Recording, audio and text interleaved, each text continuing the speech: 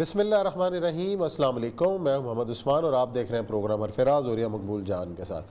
नाज़रीन, आज सेनेट और कौमी असम्बली में महंगाई के हवाले से धुआंधार बहस हुई। मिनी बजट का तस्करा रहा। IMF की नई शराइत के तहत जो नया मिनी बजट लाया जा रहा है वो पाकिस्तानी अवाम के लिए क्या मुश्किलात लेके आएगा। हुकूमती और अपोजिशन के अरकान के दरमियान धुआंधार तकारीर का मुकाबला हुआ, एक दूसरे के खिलाफ इल्ज़ाम तराशी हुई, नारे लगे, स्पीकर के डाइस का भी घेराव किया गया, लेकिन फोरम चलता रहा। आज हम जायज़ा लेंगे कि मिनी बजट और ये सारे मामला जो हैं वो किस तरफ जाते हुए नज़र आ रहे हैं और आपके ऊपर महंगाई का कौन सा नया तूफ़ान सामने आने वाला है। साथ ही प्रोग्राम के अंदर जिक्र करेंगे कि कल भी हमने ये बात की थी कि भारत के अंदर जो मोदी सरकार की पॉलिसीज़ हैं वो कौन सा नया तूफ़ान खड़ा कर रही हैं। आज भारत के मुसलमान फ़नकार भी उसमें शामिल हो गए। नसीरुद्दीन शाह साहब की आपने गुफ्तगू सुनी और जिसमें वो वाज़ेह तौर पर कह रहे हैं कि मोदी सरकार जो कर रही है वो सिर्फ़ और सिर्फ खाना जंगी की तरफ मुल्क को धकेल रही है। इसका भी तस्करा करेंगे। साथ ही प्रोग्राम के अंदर जिक्र होगा ओमिक्रॉन का कि आखिर इतना खौफ क्यों फैलाया जा रहा है इस वायरस का, क्या वाकई इतना ही डेडली वायरस है। इसका आज हम जायज़ा लेंगे अपने प्रोग्राम के अंदर। लेकिन बढ़ते हैं अपने पहले मौजू की जानिब और बढ़ने से पहले उन तकारीर की चंद झलकियाँ देख लें जो आज असम्बली के अंदर हुई। रेजिस्ट करना चाहिए और हुकूमत वक्त को बाज रखना चाहिए। अवाम की अभी तक कोई बिल जो पेश होगा तो आप इस पे बहस कीजिएगा। स्टेट बैंक जो है वो IMF की लोकल ब्रांच बन चुका है। आप कौमी कंसेंसस क्रिएट करें कि हम इस मुश्किल में किस तरह निकल सकते हैं। इस तरह नहीं होगा। खुदा के लिए अपने मुल्क की जो फाइनेंशियल खुद मुख्तारी है, जो माशी खुद मुख्तारी है, सरेंडर ना करें। इसके बाद जो है आपको स्ट्रिप ऑफ किया जाएगा आपकी न्यूक्लियर कैपेबिलिटी से। आप भाई साहब अगवा खड़ोटो ना मिनी बजट लेके आए, ना ये स्टेट बैंक का जो है वो बिल पास करें, ना करें ये, प्लीज ना करें। पूरा बात हो गया आपका यार, आपको पूरा मैंने मौका दे दिया है, आपने सारी बातें कर दी हैं, हर चीज बोल दी है। पाकिस्तान जिन माली मुश्किलात से दो चार है उनके पीछे कौन से अवामिल हैं जो कार फरमा हैं, इसके पीछे क्या अवामिल हैं, इसको देखने की और इस पर एक संजीदा बात करने की जरूरत है। ये आप बात कर लिए राजा साहब। अगर इनके दिल में कोई ऐसा विस्वसा है, कोई वहम है तो जहन से निकाल दें। इंशाअल्लाह इस प्रोग्राम पर पूरी कौम मुत्तफिक थी, मुत्तफिक है और इंशाअल्लाह मुत्तफिक रहेगी और इस पे एक नेशनल कंसेंसस मौजूद। जी, और ये सब ये वही बातें आज असेंबली में भी हुई हैं जिसका कल हम तस्करा कर रहे थे कि एटलीस्ट आपके न्यूक्लियर प्रोग्राम के अंदर दबाव बढ़ सकता है। और आज साबिक वज़ीर दिफा ख्वाजा आसिफ साहब, उन्होंने भी असेंबली के अंदर ये बात की कि भाई अपनी खुद मुख्तारी तो वापस लो। देखिए, पाकिस्तान की जो टोटल GDP है ना, जो कुछ हम बनाते हैं, जो कुछ हम उगाते हैं, जो कुछ हम मेहनत करते हैं, वो है 278.2 अरब डॉलर। 278.2 अरब डॉलर जो हैं, इसके बारे में ये कहा जाता है कि अगर 50% से ज़्यादा इसका कर्जा हो जाए किसी मुल्क का, तो वो उस मुल्क की इकॉनमी जो है वो बिल्कुल तबाह बर्बादी की तरफ सफ़र अख्तियार करती है। बिल्कुल। मैं कल भी बता रहा था कि शवाग हसन साहब पर मुलाकात हुई तो उन्होंने कहा कि हम बचपन में कहानियाँ पढ़ा करते थे, किताबें पढ़ा करते थे। जॉन परकिंस की 2 किताबें, कन्फेशंस ऑफ इकोनॉमिक हिटमैन और America is a new empire. और हम कहते थे कि ब्राज़ील के 120 अरब डॉलर कर्जा हो गया, अब ब्राज़ील को लोगों ने घेर लिया, लेकिन ब्राज़ील को अल्लाह तबारक व तआला ने एक स्ट्रॉन्ग लीडरशिप दी और वो था उसका वज़ीर आज़म। इन सारों ने उसको इकट्ठा किया, उसने कहा हम तुम्हारा ये खरीदेंगे, हम तुम्हारा ये खरीदेंगे, हम तुम्हारा। उसने कहा रुको, मैं तुम्हारा पैसा देता हूँ, मैं अमेज़न का जंगलात काट के तो तुम्हें दे देता हूँ, बेच के दे देता हूँ, बेच के दे ले जाओ। उन्होंने कहा ये तो लंग्स ऑफ द वर्ल्ड, फेफड़े हैं दुनिया के। उसने कहा चुप, कितनी ऑक्सीजन रोज लेते हो, उसका किराया अदा करो। वाह, चुप, दुनिया चुप हो गई। ये होती है लीडरशिप।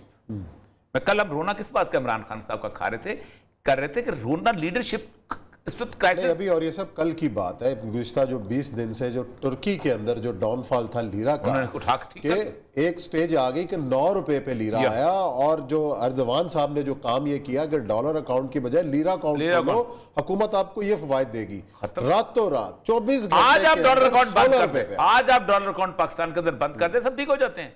इसका मसला पता है क्या है? जो फैसलाबाद में खाता है, जो फैसलाबाद में उठता है, जो फैसलाबाद में बैठता है, जो लाहौर में उठता है, जो कराची में बैठता है, वो करता क्या है? वो कहता है मेरा पैसा बाहर बिके, मैं डॉलर ले हूं। सही बात। वो सेव डॉलर में करता है। मुस्तकबिल तुम्हारा यहां, बच्चे तुम्हारे यहां, जिंदगियां तुम्हारी यहां, सेव करते हो तुम डॉलर के अंदर। डॉलर अकाउंट तुमने कहां अच्छा मैं सिर्फ अर्ज कर रहा हूं कि बेसिकली 27 तो होता क्या है? उन्होंने खड़े होकर कह दिया। उसके बाद कौन कौन सा मुल्क है कि जिसके खिलाफ इस शिकंजा उन्होंने कसने की कोशिश नहीं की? क्योंकि मुसलमानों पे तो हम तो कहते हैं ना, अमेरिका जो है ये मुसलमानों का दुश्मन है। अमेरिका अपने आप का दोस्त है। सही। जब मुसलमानों का दुश्मन नहीं था तो कम्युनिस्टों को मार रहा था। वो ग्रेनेडा के अंदर घुस गया था, नोरियागा की गवर्नमेंट उसने खत्म कर दी थी। वो कत्लो गारत ऐसा करता था। उस्मान साहब, एक बहुत बड़ा इंस्टीट्यूशन बनाया गया था, जैसे हमारी मिलिट्री एकेडमी है, उसको कहते हैं स्कूल ऑफ अमेरिकास। सही। स्कूल ऑफ अमेरिका होता था जिसमें चिली की, निकरागुआ की, होंडुरास की, ग्रेनेडा की, इन सारों की जो फौजें थी वो ट्रेनिंग लेके आती थी। और उसके अंदर एक मैनुअल पढ़ाया जाता था। ये तारीख की कितनी बड़ी ज्यादती है कि जिसमें कहा था how to extract information through torture, कि टॉर्चर के तरीके क्या होते हैं। और ये पिनोशे वगैरह वहां से पढ़ के गए थे। लेकिन वो लोग खड़े हुए और उन्होंने कहा कि नहीं, सही, अल्लाह का नाम है, हमारी जान छोड़ो। उन्होंने अमेरिका को खुदाफिज कहा। आज सुख में है। हर जिस मुल्क ने अमेरिका को खुदाफिज कहा, जिसने IMF को कान से पकड़ के, ये जो एक्वाडोर है, कान से पकड़, लिटरली कान से पकड़ के IMF के चीफ को उसने निकाला था, वरना फाइनेंस डिपार्टमेंट के अंदर उसने दफ्तर बनाया हुआ था और हर फाइल उसको होकर गुजरती थी, किसको कितना खर्चा दे रहे हो। हमारे यहाँ मसला क्या है? तो ये हाल हमारा नहीं हो गया स्टेट बैंक के खुद आप मुख्तारी देने नहीं, के बाद? फिनांस पर कुछ होने, फिनांस के अंदर आप दफ्तर लोग बैठे हैं उनके सारे एक्सपर्ट्स यहाँ फिनांस सेक्रेटरी के दफ्तर में बैठे होते हैं। आज से नहीं बैठ रहे, 20 साल से बैठ रहे हैं। मुशर्रफ के जमाने से बैठे चले आ रहे हैं, क्योंकि मुशर्रफ साहब को, हाँ, मैंने खुद अपनी आंखों से देखे। मैं तो पोस्टेड था वहां उस वक्त। हम जब भी फिनांस वकार मसूद साहब से बुलाएं, कल हम उनको लेंगे ऑनलाइन कि आपके जमाने में कौन कौन सा IMF का दफ्तर खुला था। शौकत अजीज के जमाने में तो हालत ये थी कि उसके दफ्तर के साथ वाले इलाके के अंदर IMF का दफ्तर होता था। लेकिन IMF को निकाला भी शौकत अजीज ने। हाँ, उसने वो तेरा उसके basically he was a banker. अच्छा। बैंकर को पता होता था कि पैसे दान से पकड़ के जमा कैसे करने हैं। हमारे यहाँ होता यह है उस्मान साहब, पहली बात तो यह है कि सबसे पहले ख्वाजा आसिफ साहब ने ठीक बात की, मुझे अच्छी लगी बात कि कंसेंसस पैदा करो यार। ये टाइम नहीं है कि मैं नवाज शरीफ को बुलाऊंगा तो मैं फलाने को बुलाऊंगा। कंसेंसस पैदा करो। अब मैं जो असल बात करते हैं कि 278.2 बिलियन है हमारी इस वक्त डॉलर हमारी GDP। इस GDP के मुकाबले में हमारे पर कर्जा है, एक तो एक्सटर्नल डेट है हमारे पास 116 अरब डॉलर का, और ये तो चलो ये हम है। घर का डेट तो 204 अरब है, वो तो हम चलो मियां मनशा को कहेंगे सारी तुम्हारा बैंक कब्जा कर लेते हैं, या फलाने को कहेंगे तो आप, जैसे भुट्टो ने किया था तो उसने ठीक कर लिया था। लेकिन 116 अरब डॉलर में भी आपको 10 से 11 अरब डॉलर जो है साल की आप उसको किस्त देनी पड़ती, और आपके पास रह कुछ नहीं जाता बचता। अब आप क्या करेंगे? हम करते हैं कॉस्मेटिक चीज़ें। सऊदी अरब से पैसे ले लिए, UAE से पैसे ले लिए, ये अदा कर दिया, वो अदा कर दिया। वो जो इकबाल कहता है ना, गैरत है बड़ी चीज जहाने तगदौ में, पहनाती है दरवेश को ताजे सरेदारा। ये कौन लोग थे जो खड़े हो गए?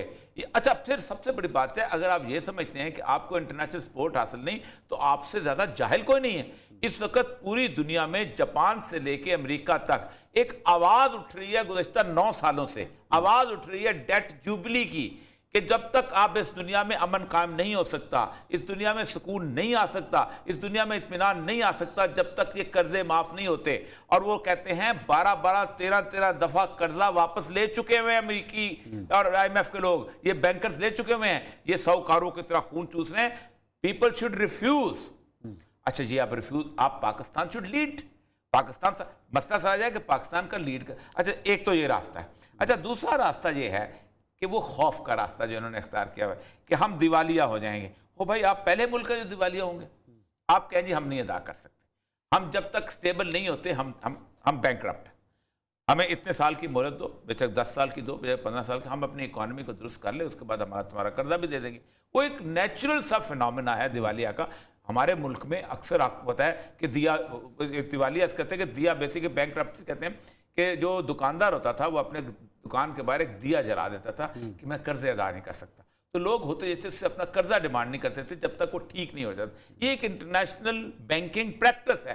लेकिन होगा क्या, खान साहब इस बात पे डरते हैं, सारे हमारे मुल्क के सारे लोग, नवाज शरीफ हो, इमरान खान हो, परवेज मुशर्रफ हो, ज़ियाउल हक हो, हम दिवालिया हो जाएंगे। ओ भाई मेरी बात सुनो, दिवालिया होना बेहतर है।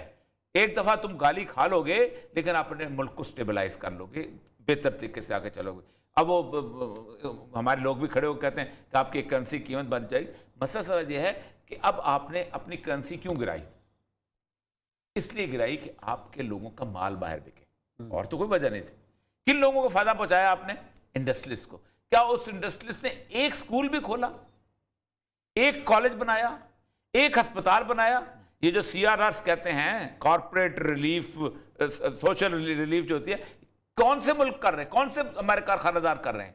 आपको पता है कि जिस जगह बड़ी बड़ी फैक्ट्रियां लगती हैं उसके पूरे 2-3 मील के रेडियस के अंदर तमाम स्कूलों का, तमाम हेल्थ फैसिलिटीज का, तमाम पार्कों का इंतजाम जो है वो फैक्ट्री वाले करते हैं। बड़े बड़े शहरों में तो है भी, बहुत कम है उस्मान साहब, बहुत कम है, बहुत कम है। आपकी जो सर आप सोशल सिक्योरिटी के आप मैं तो हॉस्पिटल जो हैं, होता यह है कि 2000 आपके अपना होते हैं मुलाजम, आपने वहां 500 रजिस्टर कराए होते हैं।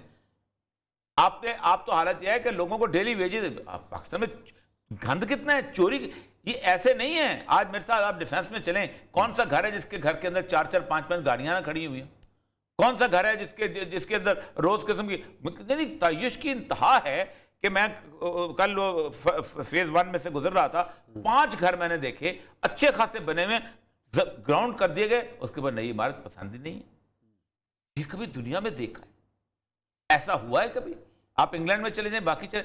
असल मसला ये उस्मान साहब कि ये नेशनल कंसेंसस करना चाहिए। इमरान खान साहब को अपनी ईगो छोड़नी चाहिए। नून लीग को, इन लोगों को ये बयानबाजी का वक्त नहीं है।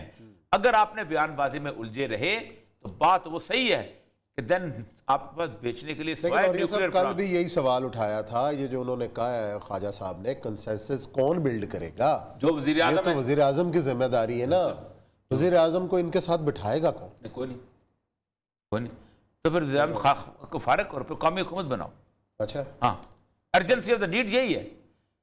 उस्मान साहब, मेरा और आपका घर एट स्टेक है, मेरा और आपका घर एट स्टेक है।